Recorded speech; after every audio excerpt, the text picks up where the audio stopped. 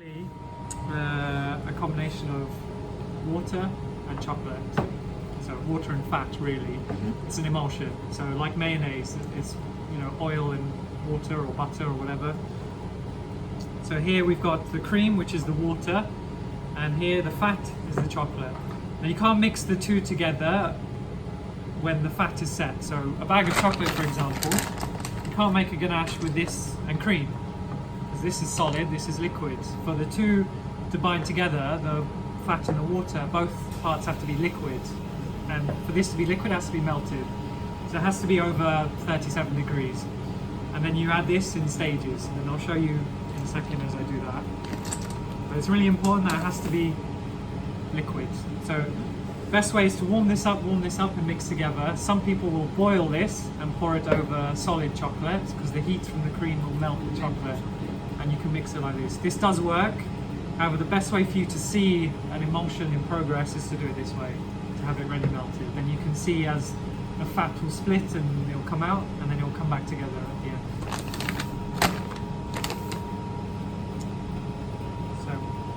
So what temperature are you doing the cream to, Sarj, for the one you're doing? So for this one, you don't need to boil it here. You just need it around 70, 80 degrees. So we're putting into the cream some glucose. From Marguerite. No, Louis Francois. No, it's Louis Francois, a better chocolate. The Marguerite tub is approximately D36 to 40, somewhere in that range. It doesn't have the same properties as D60, whereas D60 acts more like an inverted sugar. It keeps the shelf life, as well as having the same texture that glucose will add, but just less sweet. So it's better health-wise.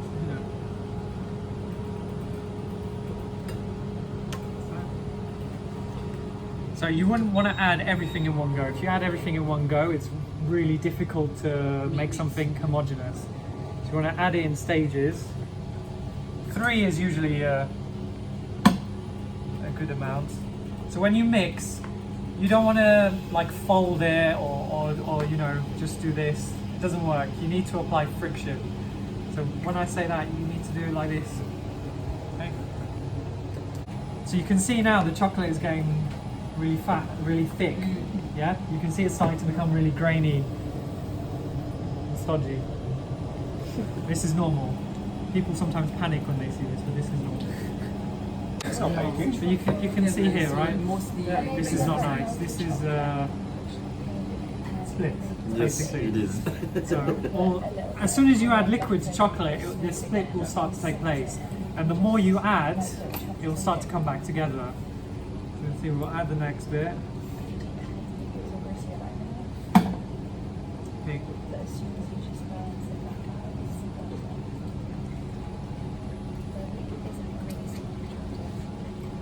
So you can see already it's getting smooth and shiny, it's elastic, and around the outside it's still split. So it comes back together.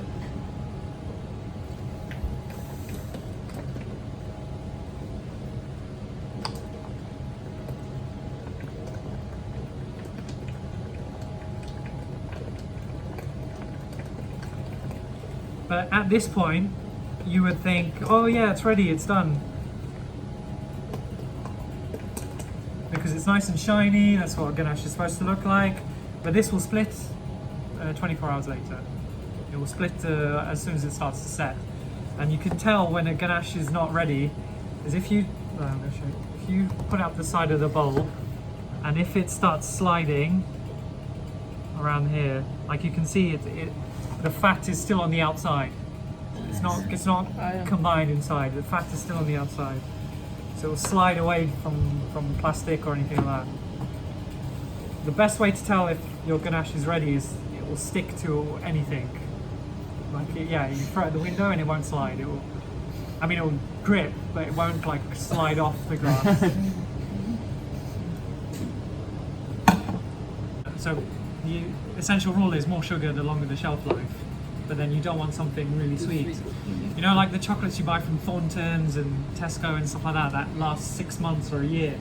It's because they use condensed milk instead of cream, and they use, loads of glucose or inverted sugars and things That's why when you eat it, it doesn't taste of anything but sugar. It doesn't even taste of chocolate, it just tastes sweet.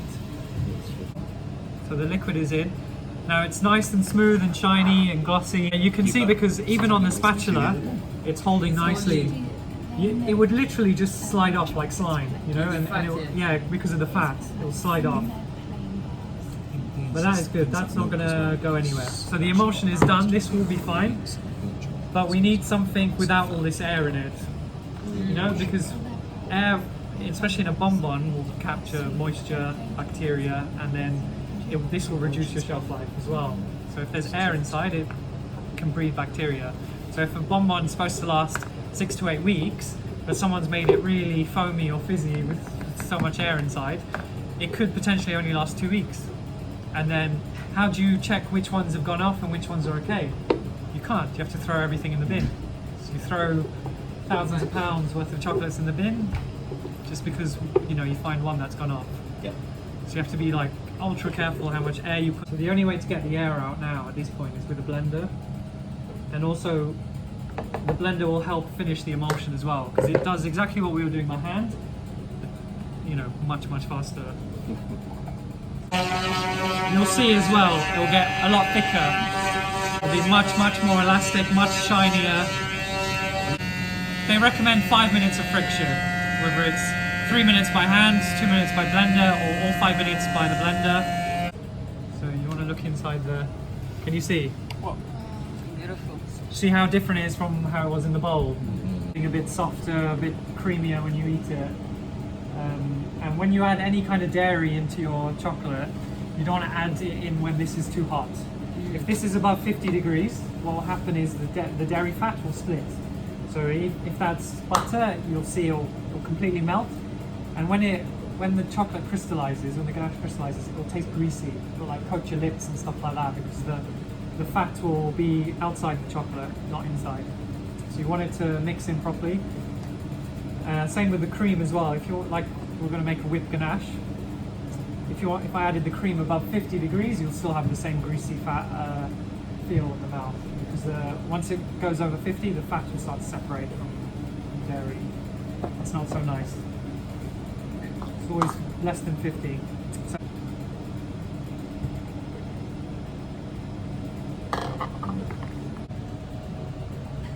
one of the things you'll sometimes see, and this you know, some people will before they add the butter, if it's too hot, they'll think, you know, they'll just sit there with a blender cooling it down, but it will do the opposite. The friction will generate heat, and it'll keep rising the temperature of the ganache, and you will be there for 6 hours, and it won't cool down. So it's important. At the moment, this is 42 degrees. Okay, we need this to be what? 30? Yes, we need this to be around 30 degrees. But everyone can see how smooth and glossy this is. Yeah. If it wasn't mixed properly, if the emulsion wasn't done correctly, it would not be like this. It would be more liquid and it wouldn't be as shiny. Worst case scenario, you'll immediately see the fat come to the surface straight away. So just leave it outside for a few hours. This will cool down quite quickly. Sam was saying something about, oh, can you explain the difference about nam lacquer and whipped ganache and all this? They are all forms of a ganache. So a whipping ganache would be literally a basic ganache like this and an equal part of cream that you mix together. You leave it to set, and then when it's ready, you whip on the machine, and it will be like a chantilly, like a whipped cream, but flavored with chocolate and whatever else you want. A nam lacquer it means tender or tender in Japanese, or creamy, something like that. Whatever. Tender or it creamy. means a nice sounding word. Yeah. It's basically a ganache with, instead of cream they use milk, and they add gelatin to it as well, and they put a lot more liquid in it, so it's something a lot softer, a lot creamier to use. It's nice for plated desserts and stuff. Gelatine. Yeah. It's nicer for plated desserts and stuff, but it has to be refrigerated because there's so much cream and liquid inside. It's not something you can have at room temperature like this. This ganache here is for room temperature. You wouldn't want to eat this out the fridge because it'll be hard. Yeah, it won't be nice and smooth. It won't be. So this is for room temperature. It doesn't have to be cream. because everybody says, oh, ganache is cream and chocolate. No, it's water and chocolate. Yeah. The water can be any form. It can be puree, juice, whatever you can think of. Yeah.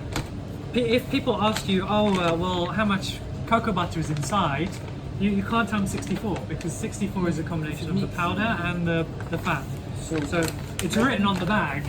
Yeah. It's written on the bag, and it's also in the Essentials PDF. And in Manjari, it says 39.6. But any bag of chocolate will tell you that, how much fat is inside. That will give you a rough idea of what this is. So that is almost 40% of this is the cocoa butter. This is why, like Varona, as opposed to other brands like Velice or whatever, there's a lot more fat, which is why it's so fluid. It's a lot harder to work with because it's not so easy, as you'll see when I temper it. That's the most expensive part in the chocolate, is the fat. Because cocoa butter they use for everything. They use for body creams, they use for, you know, everything. Okay, so now to the tempering. Every bag will have on the side here the temperatures. So if a chef tells you, oh, I'm struggling to temper my chocolate, you ask them, did you follow the temperatures on the side of the bag? You need one of these, you need a thermometer. So here there's T1, T2 and T3. T1, for this one, it says between 55 to 58. 50 for me is a comfortable temperature. As long as you're above 45/48 degrees, the cocoa butter inside is completely fluid. Everything is melted. What is T1, T2? Temperature 1, temperature 2, temperature 3. Okay, so next you need to bring it down to 28, 29. Okay, now this is when your chocolate is crystallized. So here all the fat is completely liquid, and what you need is you need to realign all the fat in a particular order to make sure it's, which is called crystallizing. So if you want chocolate to be nice and reflective, shiny, or to snap well, cocoa butter needs to align in a nice form. It needs to align like a pattern. If it's not done this, if it's just melted to 60 and poured over there to use, it will not align like this. It will be all over the place on up. So the light cannot reflect properly. This is why it looks dull. And when it's like that, it's easy for moisture to get in. It becomes very sensitive to everything around it as well. Okay, so we've got it at T1. Got it at that temperature, and then we need to take it down. So it doesn't really matter how you take it down, to be completely honest, as long as you take it down quickly and there is some agitation involved. We do it on the table here because we have nice, lovely marble tables. But if one of your chefs doesn't have this, they're in a hot kitchen, you can use a bowl of ice water, put it in, and just stir it until it cools down to this temperature. Or what you can do, another method, is seeding. You'll take 2/3 of the chocolate and melt it. Take the 1/3 and you'll add it when the chocolate is hot, and you use this to cool down the chocolate. And as it cools down, because this is already crystallized, it will crystallize the whole batch. But this can be risky if your kitchen is at 30 degrees. Chances are these are all out of temperature and it won't be such a nice finish. So this is the best way to melt it down completely, and to do it over ice or on a table, to cool it down. Okay? And the last temperature, T3, is a working temperature. So once you've got it at T2, it's crystallized. It will set hard, it will work, but it will crystallize really fast. So you warm it up again just a couple of degrees, just so you have enough time to work with it. Yeah, so the temperature will vary for milk chocolates and white chocolates and the inspirations as well. Okay, so now I'm going to cool this down on the table. And Sarge, obviously you do it that way because you've been doing this for years. I go horribly wrong when I try this way, as Sarge will tell you after after this way. Is there other ways of doing it? If you're doing it on marble but you don't want to just use one, like I've seen other methods where people use 2 scrapers. Yeah, you can use a scraper and a palette knife, you can use a broomstick, whatever you want, as long as you move it around on the table, it's fine.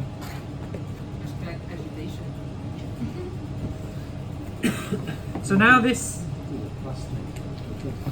is a bit colder than what it says on the bag. You said 50. No, when we cool it down.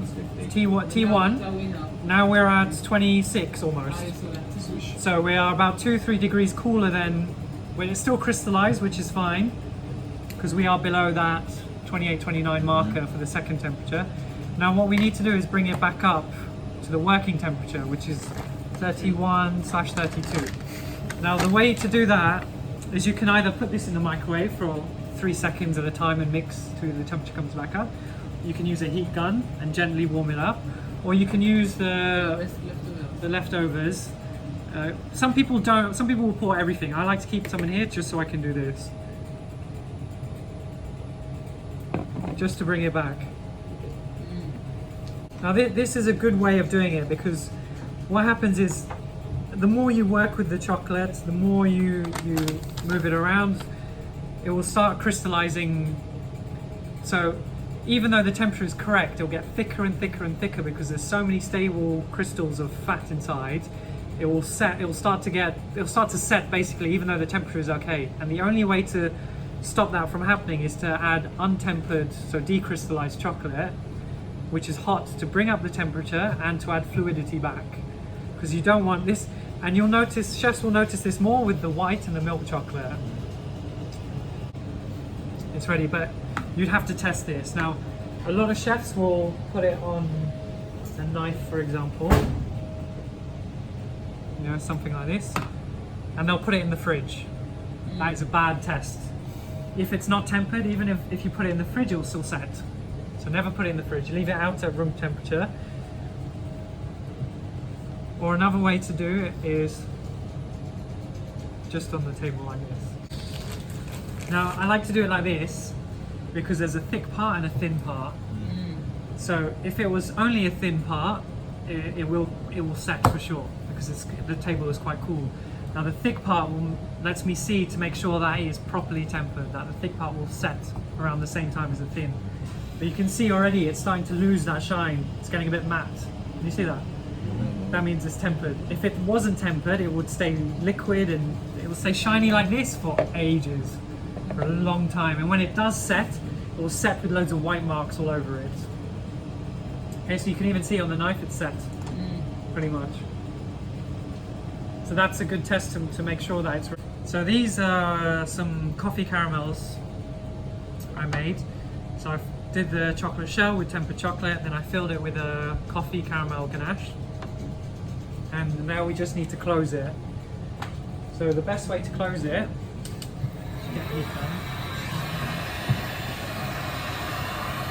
is you want to warm it slightly, just to warm up the rim, just so it's slightly liquid. Is there scissors there? Because what happens is tempered chocolate and tempered chocolate, like, it won't stick together. So if I had a slab of chocolate and I poured this on there, it won't fuse together. You could peel off the first layer. So the only way to get two pieces of tempered chocolate to stick together is to melt it. That way it fuses. And when I say fuse, it will literally, the molecules will all stick together and you cannot rip it apart. So that's what we're doing here.